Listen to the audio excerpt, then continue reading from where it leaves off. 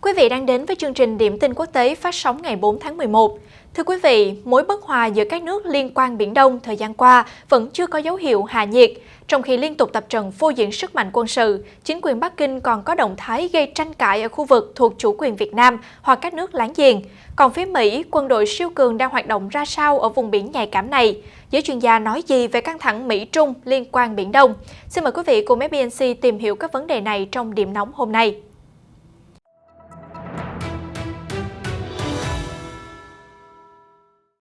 Một tổ chức nghiên cứu Trung Quốc cho biết Mỹ đang tăng cường các hoạt động quân sự ở Biển Đông trong năm nay, theo tờ South China Morning Post hôm 3 tháng 11 đưa tin. Cụ thể, quy mô các hoạt động quân sự của Mỹ tại Biển Đông đang gia tăng sau loạt cuộc diễn tập chung giữa nhóm tàu chiến Mỹ và Anh hồi tháng 10 vừa qua. Nhóm tác chiến tàu sân bay USS Carl Vinson Mỹ và HMS Queen Elizabeth của Anh đã thực hiện các hoạt động an ninh biển, gồm hoạt động bay, huấn luyện chiến thuật phối hợp, tiếp nhiên liệu và tập trận tấn công trên biển. Báo cáo của sáng kiến tình hình chiến lược Biển Đông SCSBI còn cho biết các nhóm tác chiến tàu sân bay Mỹ đi vào Biển Đông 9 lần trong năm nay. Theo ông Ngô Sĩ Tồn, Giám đốc Viện Nghiên cứu Biển Đông của Trung Quốc, Hoa Kỳ đã thực hiện hơn 500 chuyến bay trinh sát trên Biển Đông trong năm 2021. Nếu tính thêm cả các hoạt động tương tự của Washington tại khu vực biển Hoàng Hải và biển Hoa Đông, tổng số chuyến bay do thám vượt hơn 2.000 lượt. Con số này trong năm 2020 chỉ đạt chưa đến 1.000 chuyến bay, theo SCSBI. Nói về căng thẳng giữa hai cường quốc ở Biển Đông, ông Ngô cảnh báo nguy cơ xảy ra sự cố giữa các lực lượng Mỹ-Trung đang tăng cao, đồng thời nhắc lại vụ việc gây chết người cách đây 20 năm. Khi đó, một trinh sát cơ Mỹ đã va chạm với tiêm kích Trung Quốc gần đảo Hải Nam, khiến phi công Trung Quốc tử nạn, còn máy bay Mỹ bị hư hỏng và phải hạ cánh khẩn cấp xuống đảo Hải Nam. Nếu lại xảy ra sự cố tương tự như vậy ở Biển Đông, đó sẽ là thảm họa khi xét tới sức mạnh quân sự và vị thế quốc gia hiện tại của Trung Quốc, ông Ngô nhận định hôm 3 tháng 11. Cũng theo tổ chức có trụ sở tại Bắc Kinh, trong năm nay, Mỹ điều tới 4 nhóm tác chiến tàu sân bay, 2 tàu tấn công đổ bộ và 11 lượt tàu hải quân tới Biển Đông. Cùng với đó, Mỹ đã 14 lần triển khai máy bay ném bom B-52H và B-1B cùng 11 tàu ngầm hạt nhân tại vùng biển nhạy cảm. Theo tờ Nhật báo Hồng Kông, căng thẳng giữa Mỹ và Trung Quốc tại Biển Đông thời gian qua vẫn tiếp tục tăng nhiệt. Chính quyền Bắc Kinh phản đối gay gắt việc Mỹ bắt tay với các đồng minh gồm Anh, Đức và Canada gia tăng hoạt động tại Biển Đông. Trong khi đó, phía Washington khẳng định đó là những hoạt động cần thiết để đảm bảo quyền tự do hàng hải ở khu vực. Ở một diễn biến khác cũng tại Biển Đông, hình ảnh vệ tinh được trang tin Bena News trích dẫn cho thấy các tàu của Trung Quốc đã bất ngờ quay lại đá ba đầu phía bắc Cụm Sinh Tồn thuộc quần đảo Trường Sa của Việt Nam. Đáng chú ý hơn là ngày càng có nhiều tàu Trung Quốc được phát hiện tại đây. Trước đó, hồi tháng 8 chỉ có khoảng 40 tàu Trung Quốc được phát hiện. Tuy nhiên, hồi giữa tháng 10, số lượng này đã tăng lên hơn 150 tàu. Yêu sách phi lý đường lưỡi bò của Trung Quốc tại Biển Đông đã bị Tòa trọng tài thường trực ở Hà Lan bác bỏ vào năm 2016. Trong tuyên bố, tòa cho biết đường chín đoạn của Trung Quốc là không có cơ sở pháp lý, đồng thời Trung Quốc không có quyền lịch sử tại Biển Đông. Tuy nhiên, Trung Quốc đến nay luôn phủ nhận và không tuân thủ theo phán quyết.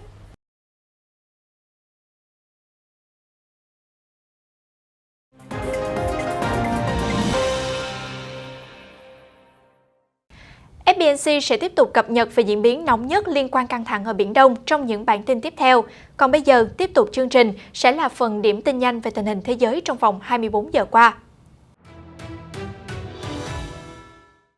Thưa quý vị, theo Lầu Năm Góc, Trung Quốc đang mở rộng kho vũ khí hạt nhân với tốc độ nhanh hơn nhiều so với dự đoán, rút ngắn khoảng cách với Mỹ. Washington cho rằng Trung Quốc có thể sở hữu tới 700 đầu đạn hạt nhân vào năm 2027 và đạt mốc 1.000 đầu đạn đến năm 2030. Con số này cao hơn gấp 2,5 lần dự báo của Lầu Năm Góc cách đây một năm. Ngoài ra, theo hãng tin Bloomberg, Trung Quốc đang lên kế hoạch xây dựng ít nhất 150 lò phản ứng hạt nhân mới trong 15 năm tới. Con số này nhiều hơn so với phần còn lại của thế giới đã xây dựng trong 35 năm qua. Việc xây dựng này có thể tiêu tốn ngân sách Trung Quốc tới 440 tỷ đô la Mỹ. Cũng liên quan đến Trung Quốc, quân đội nước này tiếp tục tiến hành tập trận bắn đạn thật trên biển Hoa Đông giữa bối cảnh căng thẳng cao trào với Đài Loan. Cùng lúc đó, Trung Quốc cũng đang huấn luyện binh sĩ trên Biển Đông từ hôm Chủ nhật nhằm phản ứng với cuộc tập trận chung của Mỹ và Nhật Bản tại vùng biển nhạy cảm này. Không chỉ thế, giới chức Trung Quốc đang khẩn cấp dập tắt tin đồn về chiến tranh sắp bùng nổ ở eo biển Đài Loan nhằm ngăn cản hậu quả khó lường. Tin đồn này lan rộng trên mạng xã hội sau khi Bộ Thương mại Trung Quốc hôm thứ Ba ngày 2 tháng 11 khuyến khích mỗi gia đình tích trữ nhu yếu phẩm. Quý vị có thể theo dõi thêm vụ việc trong bản tin thời sự quốc tế phát sóng lúc 11 giờ trên kênh FBNC. Về phía Mỹ, Chủ tịch Ủy ban Tình báo đầy quyền lực của Hạ viện Mỹ, ông Adam Schiff, mới đây đã lên tiếng kêu gọi chính quyền của Tổng thống Biden cần làm nhiều hơn nữa để bảo vệ đảo Đài Loan.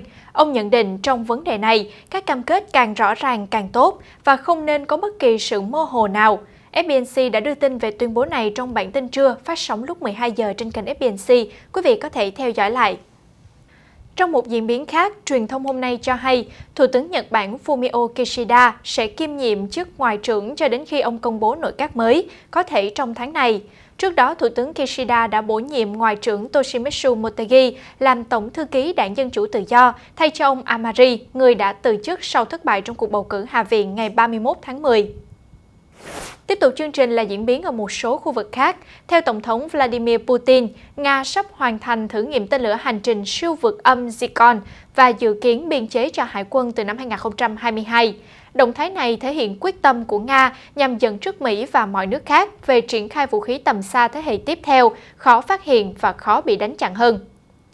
Mới đây, Bộ Quốc phòng Ukraine tuyên bố Nga đã để lại một số đơn vị quân đội gần biên giới Ukraine với tổng số binh sĩ có thể lên tới 90.000. Cụ thể, các đơn vị thuộc Tập đoàn 41 của Lục quân Nga đã luôn duy trì hiện diện cách biên giới Ukraine khoảng 260 km. Liên quan đến vấn đề tranh chấp quyền tiếp cận ngư trường giữa Pháp và Anh, vừa qua sau một cuộc họp nội các, phát ngôn viên chính phủ Pháp Gabriel Attal cho biết tất cả phương án vẫn nằm trên bàn, chưa loại trừ khả năng trừng phạt thương mại. Quan chức cấp cao của hai nước dự kiến gặp nhau hôm nay để thảo luận vấn đề này. Phía Iran mới đây thông báo đàm phán về chương trình hạt nhân của họ có thể bắt đầu nối lại vào ngày 29 tháng 11 tới, trong bối cảnh căng thẳng liên quan đến vấn đề này giữa Iran với phương Tây và Israel đang ngày càng lên cao. Iran và 6 cường quốc bắt đầu đàm phán trực tiếp lẫn gián tiếp tại thủ đô Viên của Áo từ tháng 4 năm nay. Liên quan đến nội bộ nước Mỹ, thành phố Boston, bang Massachusetts của Mỹ mới đây đã có nữ thị trưởng da màu đầu tiên trong suốt lịch sử hơn 200 năm. Bà Michelle Wu, 36 tuổi, sinh ra tại Mỹ và có cha mẹ là người di cư từ Đài Loan. Chiến thắng lịch sử của bà đã phá vỡ truyền thống chỉ bầu cho nam giới da trắng tại Boston. Theo Reuters, Cục Điều tra Liên bang Mỹ FBI tin rằng các phần tử cực đoan trong nước, đặc biệt là phần tử da trắng cực đoan, gây ra mối đe dọa bạo lực tương tự các thành viên của tổ chức nhà nước Hồi giáo tự xưng IS. Hiện FBI đang tiến hành khoảng 2.700 cuộc điều tra liên quan đến chủ nghĩa cực đoan bạo lực trong nước.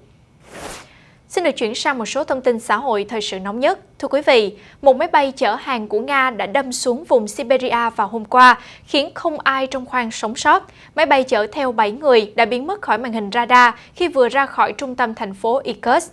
Đội cứu hộ tiếp cận hiện trường, máy bay đang bốc cháy.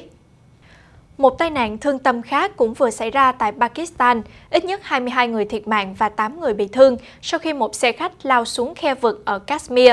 Theo truyền thông, nguyên nhân của các vụ tai nạn xảy ra thường xuyên ở vùng núi Kashmir là do lái xe bất cẩn.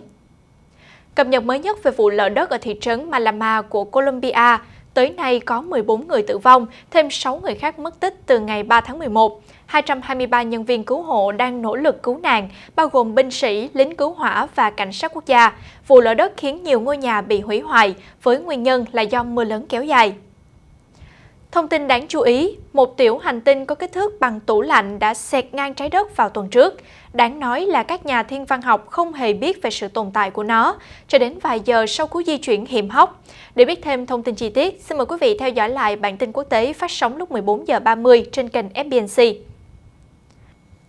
Thưa quý vị, mới đây, Tổ chức Y tế Thế giới WHO thông báo đã phê duyệt vaccine COVID-19 do nhà sản xuất dược phẩm Ấn Độ Bharat Biotech phát triển, mở đường cho việc sử dụng rộng rãi trên toàn cầu. WHO cho biết, nhóm cố vấn kỹ thuật đã xác nhận lợi ích của Covaxin vượt xa nguy cơ và đáp ứng các tiêu chuẩn của WHO về hiệu quả ngăn ngừa COVID-19. Vừa qua, Liên Hợp Quốc cảnh báo trong vài năm tới, khu vực Tây và Trung Phi có khả năng sẽ ghi nhận số ca mắc và tử vong do HIV/AIDS tăng lên do đại dịch COVID-19 đã làm gián đoạn các dịch vụ y tế. Mặc dù tỷ lệ nhiễm và tử vong do HIV/AIDS đã giảm ở mức ổn định trong suốt thập kỷ qua, song khu vực trên vẫn chiếm tới 22% số ca tử vong liên quan đến căn bệnh này trong năm 2020. Trong một diễn biến khác, Cao ủy Liên Hợp Quốc về người tị nạn mới đây đã gửi lô hàng viện trợ 33 tấn, giúp cho Afghanistan chống chọi với mùa đông khắc nghiệt sắp tới. Cơ quan của Liên Hợp Quốc nói rằng sẽ có thêm 2 chuyến bay cứu trợ nữa vào tuần này, chở theo chăn mền và tấm cách nhiệt. Vừa qua, chính quyền Thổ Nhĩ Kỳ đã bắt giữ 17 người vì hành hung trùm kín đầu một quân nhân thuộc Hải quân Hoa Kỳ. Nhóm người này phản đối chính sách của Mỹ ở Trung Đông. Nhóm thực hiện hành vi nói trên là Đoàn Thanh niên Thổ Nhĩ Kỳ, gọi tắt là TGB. Họ đã chia sẻ hình ảnh vụ việc lên Twitter. Tại Hà Lan, người biểu tình đụng độ cảnh sát ở thành phố La Hay vào chiều ngày 2 tháng 11 sau khi chính phủ tái áp đặt nhiều biện pháp chống dịch quyết liệt. Theo truyền thông địa phương, đã có 13 người bị bắt vì xúc phạm, ném đá và bắn pháo hoa vào cảnh sát. Xin được chuyển sang một số thông tin kinh tế. Thưa quý vị, Bộ Thông tin Trung Quốc mới đây cho biết họ kiên quyết phản đối việc chính quyền Mỹ tước giấy phép tập đoàn viễn thông China Telecom. Theo chính quyền Bắc Kinh, đây là sự lạm dụng quyền lực để đàn áp các doanh nghiệp nước ngoài, vi phạm các nguyên tắc về trao đổi thương mại và kinh tế quốc tế. Bộ Năng lượng Nhật Bản mới đây cho biết giá điện tại nước này đã tăng lên mức cao nhất trong 10 tháng qua do giá khí ga hóa lỏng và than tăng cao. Đây là hai nguyên liệu sản xuất điện quan trọng tại xứ sở mặt trời mọc. Ước tính mỗi năm, tổng giá trị tiêu thụ điện ở Nhật là khoảng 150 tỷ đô la. Hiệp hội Cao su Indonesia mới đây thông báo xuất khẩu mặt hàng này của xứ Vạn Đảo trong năm 2021 có thể tương đương với năm 2020 là 2,45 triệu tấn. Với con số trên, Indonesia tiếp tục dẫn đầu thế giới. Các thị trường lớn nhất của cao su Indonesia là Trung Quốc, Mỹ và Nhật Bản. Kinh tế Thái Lan đã gặp nhiều khó khăn trong năm 2021, nhưng có thể tăng từ 5 đến 6% trong năm 2022 nếu không có sự cố gì quá lớn xảy ra liên quan tới Covid-19. Nhận xét trên được đưa ra bởi Phó Thủ tướng phụ trách kinh tế nước này, ông Supha Thanapong, trong một buổi hội thảo về cơ hội kinh doanh mới đây. Quý vị vừa theo dõi điểm tin nhanh về tình hình thế giới trong vòng 24 giờ qua. Còn bây giờ, từ khóa đáng chú ý trong ngày với hơn 200.000 lượt tìm kiếm là Diwali. Đây là chuỗi lễ hội truyền thống lớn nhất của người Ấn Độ, kéo dài trong 5 ngày, bắt đầu từ hôm nay ngày 4 tháng 11. Còn được gọi là lễ hội ánh sáng, Diwali là lễ hội lớn nhất của người theo đạo Hindu, đạo Sikh, đạo Chai và Phật giáo trên khắp Ấn Độ nói riêng và thế giới nói chung. Người theo đạo Hindu xem lễ hội này là dịp ăn mừng chiến thắng của cái thiện trước cái ác, đánh dấu sự trở lại của Ram, vị chúa tể của đức hạnh, trở lại vương quốc của mình sau 14 năm lưu đày. Dịp lễ cũng đánh dấu một năm mới bắt đầu đối với người theo đạo Hindu. Hy vọng quý vị thấy những thông tin vừa rồi là hữu ích. Trước khi kết thúc bản tin hôm nay, xin mời quý vị chiêm ngưỡng vẻ đẹp của bộ trang sức quý giá từng thuộc sở hữu của thành viên Hoàng gia Nga trong phần giải trí cuối ngày sau đây.